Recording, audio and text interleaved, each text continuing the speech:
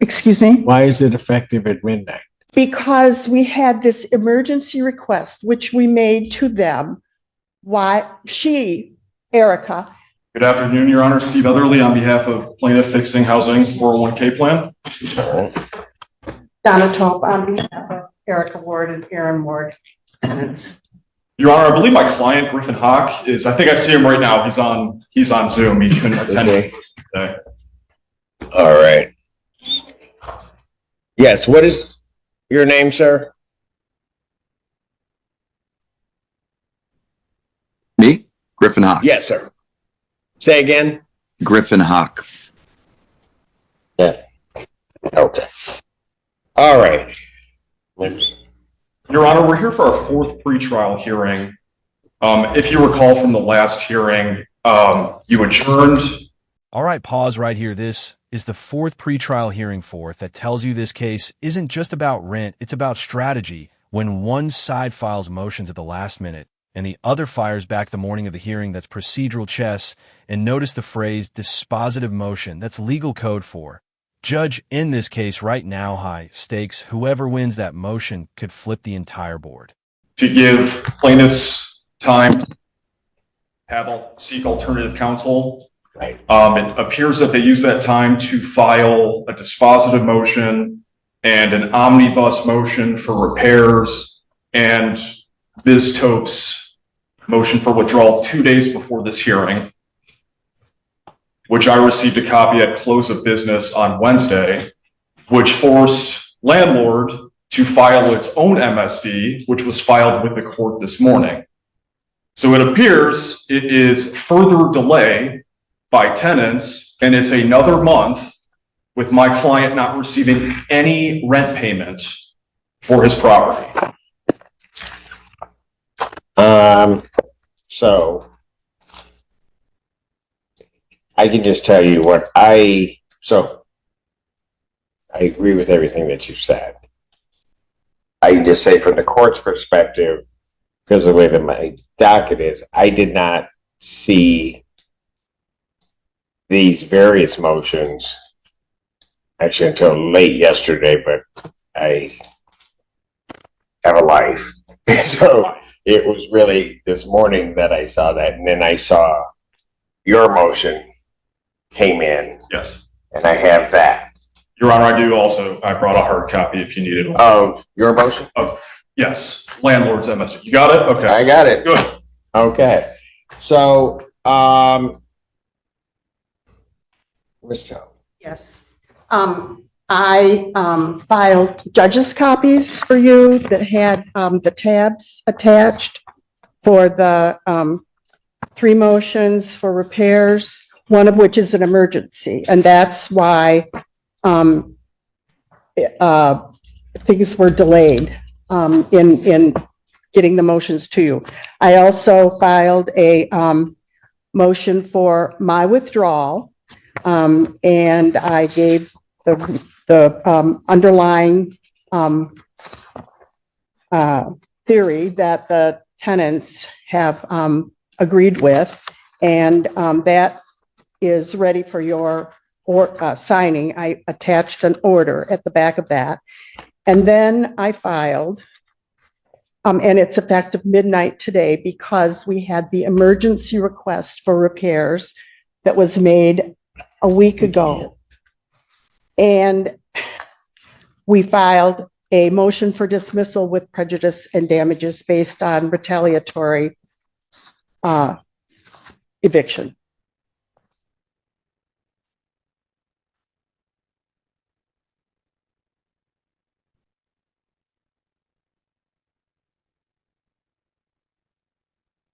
Whoa there, it is retaliatory eviction. That's not a small accusation in landlord-tenant law. If tenants can prove the eviction was retaliation for requesting repairs, the landlord's entire case could collapse and damages might follow. So this isn't just about unpaid rent anymore. It's about motive. Was this enforcement or payback? See anything wrong with all of that? Your Honor, I know you have expressed several times your not order and not opinion, but your advice that my representation of the wards somehow is ethically compromised. But I have tried each time that I have appeared before you and you have expressed your concerns, I have tried to give you the underlying basis for why I represent them and how I have conducted myself in that representation, including today. And that is in my motion, the underlying legal basis, and it's on Exhibit 1 at page 5, and it says that a bank account or other account held by a third party generally established in the name of the tenant into which whole or partial rent deposits are made to show that the tenant was ready, willing, and able to pay the rent, but is withholding the rent until a certain problem is fixed. And that is exactly what Erica Ward did. The money was not held in a legal IOLTA account. Which might be part of the problem. And you say might. You can't do both. Okay. Counsel. Okay. I agree. My clients and the plaintiff do not need to spend any more time with your concern with how the money was held. I have filed a withdrawal. They have agreed. They are perfectly able, competent, and know everything about this case and are wanting to exert their right to represent themselves. And that's what this motion says. So they signed it. It's a stipulation, and I've signed it, and I have the order ready for you. So are they really?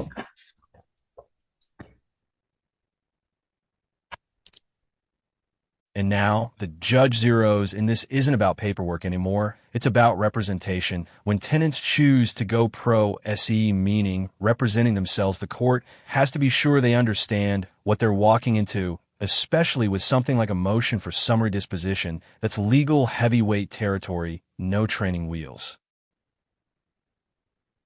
So if that's the case, then why is this effective at midnight? Excuse me? Why is it effective at midnight? Because we had this emergency request, which we made to them. Why Erica, made to them to fix electrical fixtures in the residence that are used for auxiliary heating, which in this temperature weather is essential for the safety of the residents, and the outdoor security lights, which have gone out, and with the unsafe conditions out in the driveway and the walkways, those are essential. And the plaintiff refused to reply, refused to make the repairs. And so that, knowing that we had this hearing today, that is one of the motions, motion number 3, which is requesting permission for the defendants to make essential minor or electrical repair, which the plaintiff has refused to address, and to deduct the cost from the rent on January 1st. You can't have it both ways. How But do you can't have it both ways. then I would ask that you recognize that the wards made that request of the plaintiff, take me out of the picture, and they did not reply.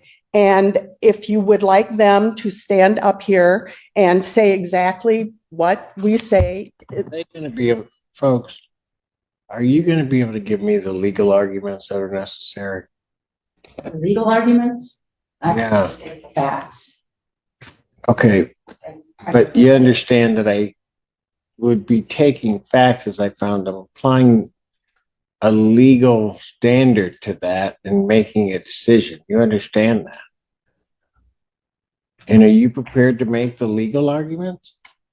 I guess I don't understand that. I understand your question. I think we're in tough. So what's the answer? Yes, we are. We'll do the best we can. You know, we have a business that doesn't make any money. The attorney fees would be. Sir, I get it, but I also can't.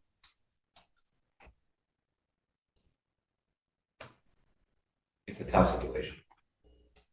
I Pardon? understand your question. So yes, we'll do the best we can. And it is what it is.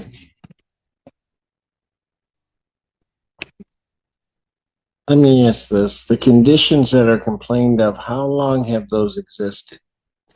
So, The electrical outlets. the electrical outlets on the outside I've only noticed as of this winter. They were working fine.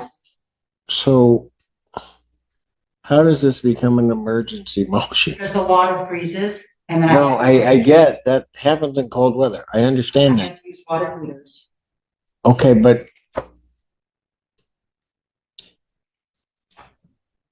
I guess maybe I'll ask this. You're asking me to address this as an emergency motion where the court has only had an adequate opportunity to view it. Plaintiff has only had as short time, if any, to look at it. And I have to first determine that it's an emergency. And I'm having an issue with that. If you'd known the conditions existed, this motion shouldn't have been filed on Wednesday. The reply was made. The request to repair the electrical was made when? A week ago. Yeah, But that's not the issue. I didn't realize it wasn't working. I knew this.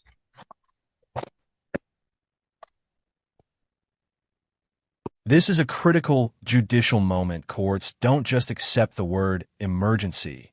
There's a legal threshold. An emergency motion requires immediate irreparable harm, something that cannot wait. The judge is basically saying, cold weather happens every year. Convince me this is urgent now.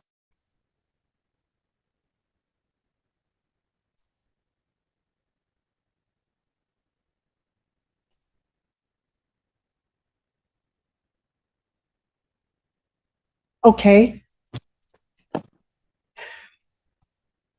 The weather makes it an emergency.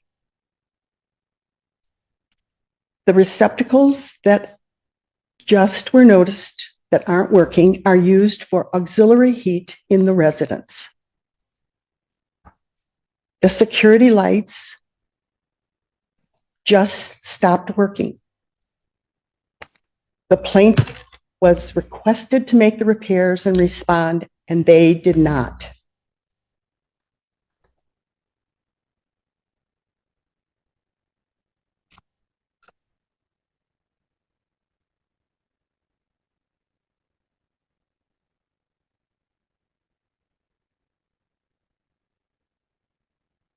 Folks, are you going to be able to handle this from a legal standpoint? Your Honor, well, You realize, so hang on a second. You realize that plaintiff has filed a motion for summary disposition. It's going to need to be answered and then argued before this court. Have either of you ever argued a motion for or a motion for summary disposition? How are you intending on doing that then? I just saw it on the way here, so I didn't even review it yet.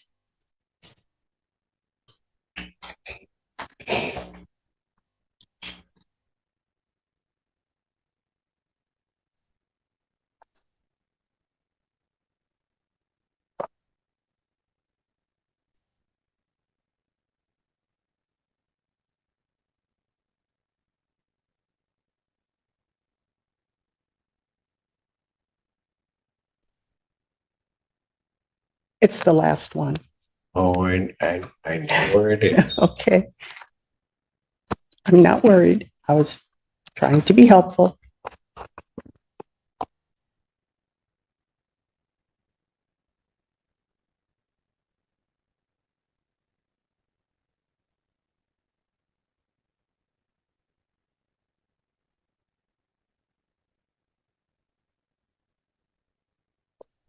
Let me just tell you, I will hear all of these motions at some point.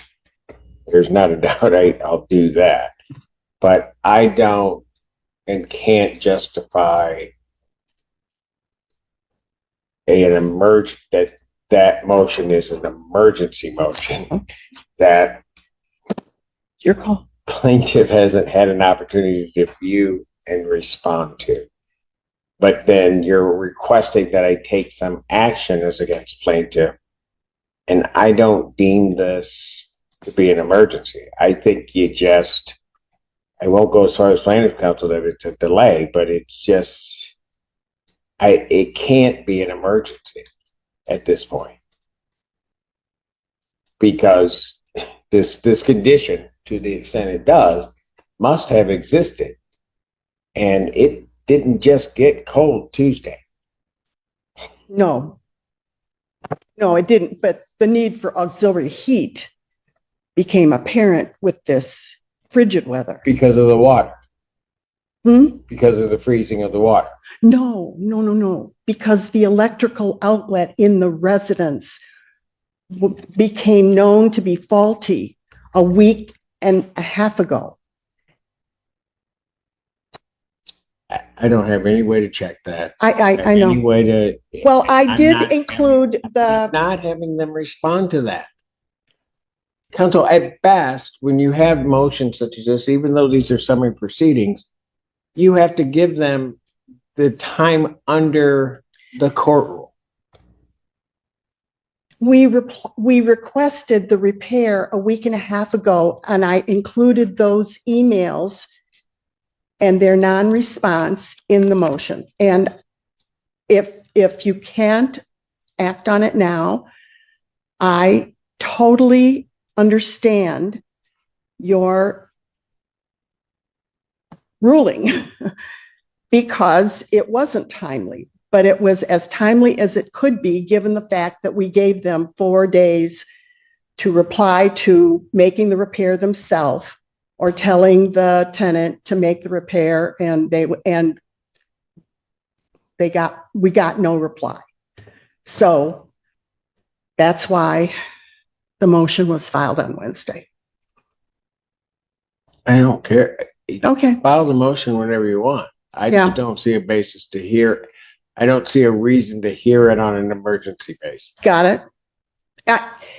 We had this hearing already scheduled, so I thought it would be in judicial efficiency to present it to you now rather than. There is nothing about this that is leading to judicial efficiency.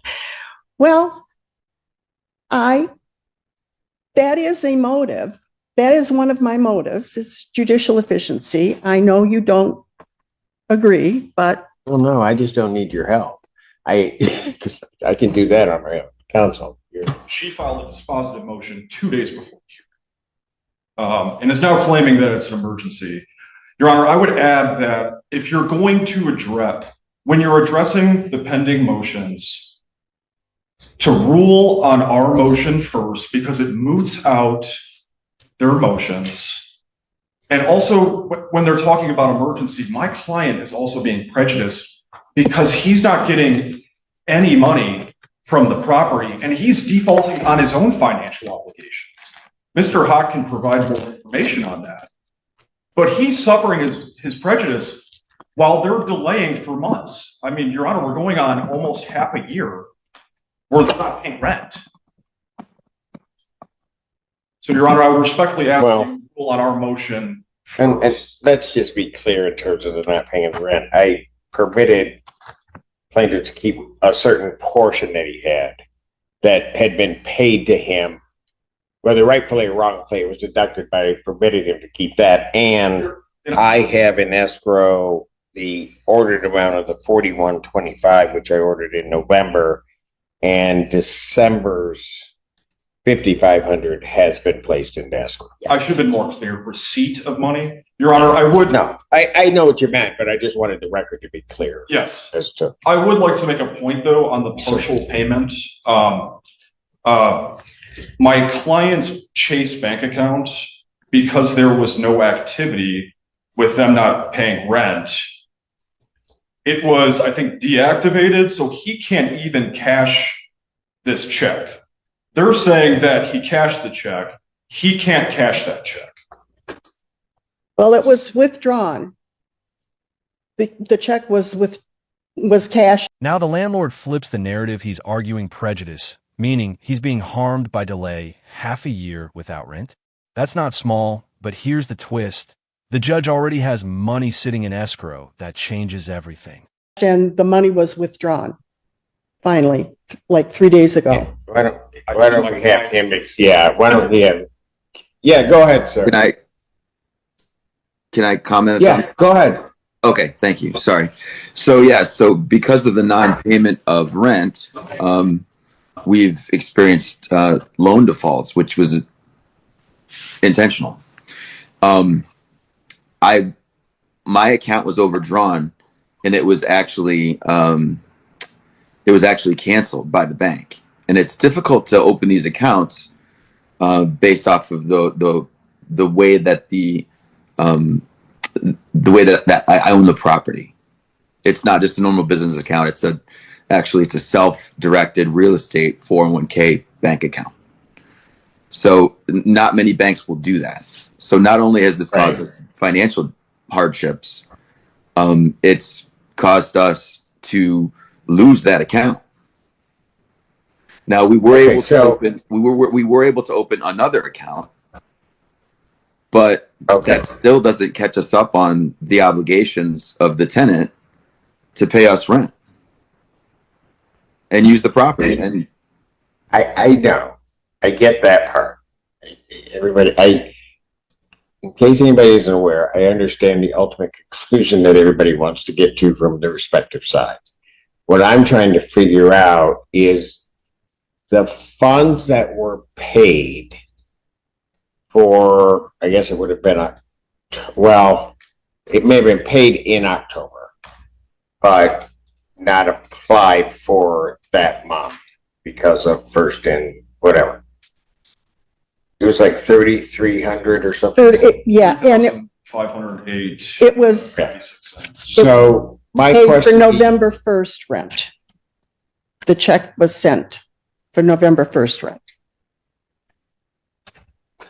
We talked about No, I am not. Yes, I am not getting into what month that will apply to because I'm not getting it. I'm not going down that rabbit hole.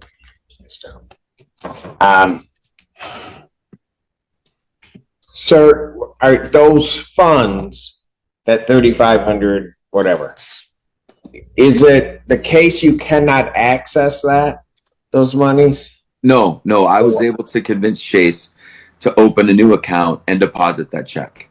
Gotcha. No, it's okay. I just, you knew it. The facts you relayed to me were the facts at a certain point. He's done something else, and so now it's over. Okay, all right. Okay, so Your Honor, go ahead, sir. I was never contacted about anything related to electrical outlets or any emergency. I don't understand why they are saying that. Your Honor, I received an email. I received an email about a repair. I didn't even know Ms. Tope was still representing the tenants. So I think we're past the emergency motion, alleged emergency motion. Yeah. So here's what I'm going to do to try to make this clear. I'm going to grant the motion to withdraw. I am not going to sign the order that you have indicated. You will prepare an order that It is effective now. Okay. We can just write it in? You can do whatever you want to do. I just need something to sign that indicates that you are Effective immediately? immediately. Yeah. And I'll sit down. You folks are not in a position to argue anything regarding this right now, are you? Well, one saying yes, one saying no. What Oh, I'm just nodding and listening to you. I'm just the rest.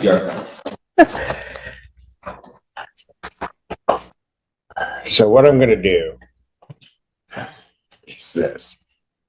I'm going to set all the motions for hearing, and the quickest that I can get it done where I can look at everything and give you time to, here it is, January 6th at 11 a.m.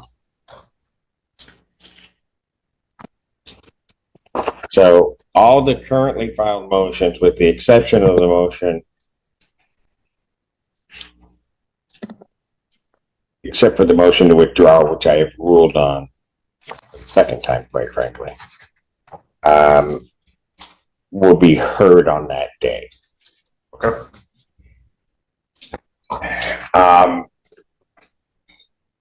Counsel, with respect to the motions that have been filed by the defendants in this case, how long will it take you to respond to that those motions? For me? For you. I mean, I can. Well, let me just do it this way, because it's going to be, I'm going to.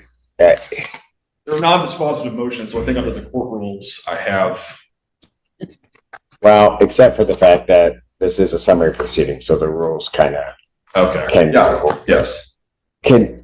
but I don't want to put anybody behind. I'm not trying to do that. I want to give everybody time to at least get something to me and respond to what's there. Can I get a response? Can you file a response by the 30th? I will get it done. Yeah. All right.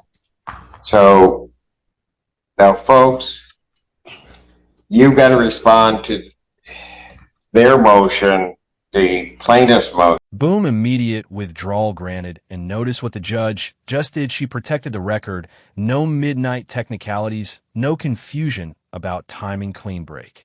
For summary disposition. Are you going to be able to respond by the 30th? Are you talking about the thing I just saw today? Yes. Yes. Well, I'm assuming the thing you saw today was Yeah, this. it is. Okay, yeah. I mean, I briefly. Yes. Yes. I mean, we just got it at 12:30. And I forwarded it to them by email. So you can respond by the 30th. Yes. All right. I do not need replies to any responses. I will give you time to argue what you need to argue before me. I think I can process it.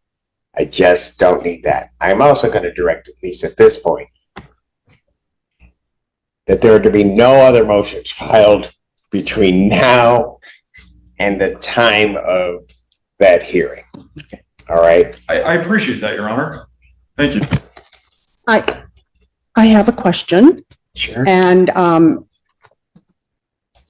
Mr. Etherly has stated that their motion that was received at 12:30 today is dispositive and is essential and needs to be heard. However, the motion to dismiss with prejudice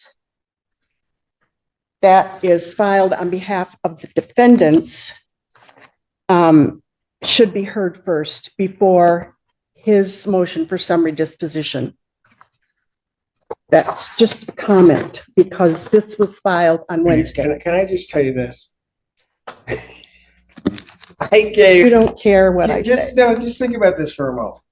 I understand what counsel was indicating to me when he's indicating to me that he wanted that one heard.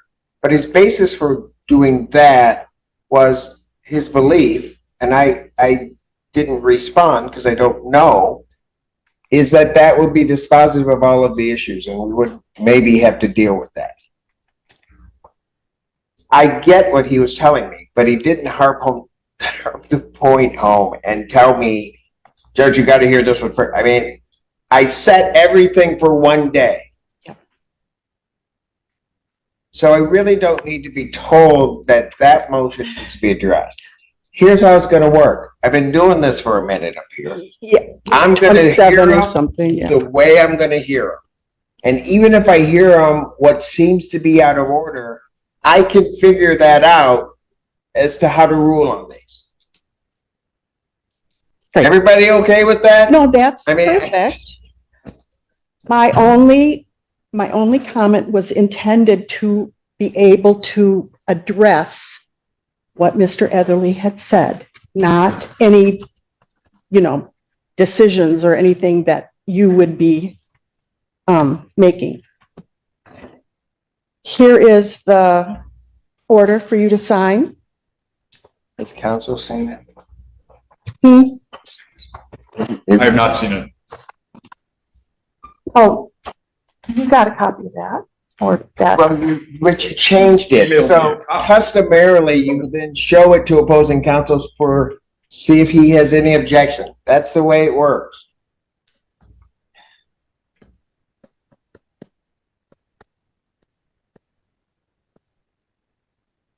No objection, Your Honor. Oh. Thank you.